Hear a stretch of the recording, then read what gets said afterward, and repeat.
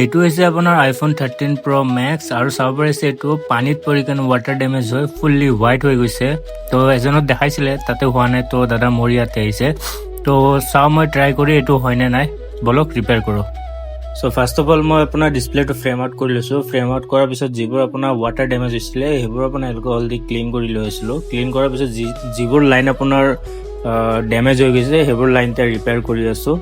তো এতিয়া ফাইনেলি আপোনাৰ ৰিপেয়াৰ কৰা হৈ গ'ল। এতিয়া আপোনালোকক লাইভ শ্ব' কৰাম, চাব পাৰিব। এতিয়া লাইভ ৰিপেয়াৰ হৈ যাব আপোনালোকৰ সন্মুখত চাইছে।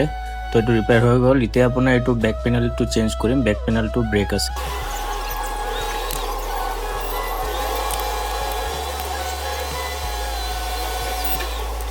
তো ফাইনেলি এইটো আপোনাৰ 13 Pro Max আছিলে আৰু হোৱাইট আছিলে স্ক্ৰীণ, ঠিক আছে। এইটো ৱাটাৰ ডেমেজ ফোন আছিলে, তো পানীত পৰি কিনে স্ক্ৰীণ হোৱাইট হৈ গৈছিলে। তো ৰিপেয়াৰ হৈ গৈছে আৰু বেকগ্লাছটো ভাঙা আছিলে, বেকগ্লাছটো চেঞ্জ কৰিছোঁ চাব পাৰে। তো দাদা আছে কাষত। তো দাদা কেনেকুৱা পাইছে আপুনি? বঢ়িয়া বঢ়িয়া এক্সপিৰিয়েঞ্চ।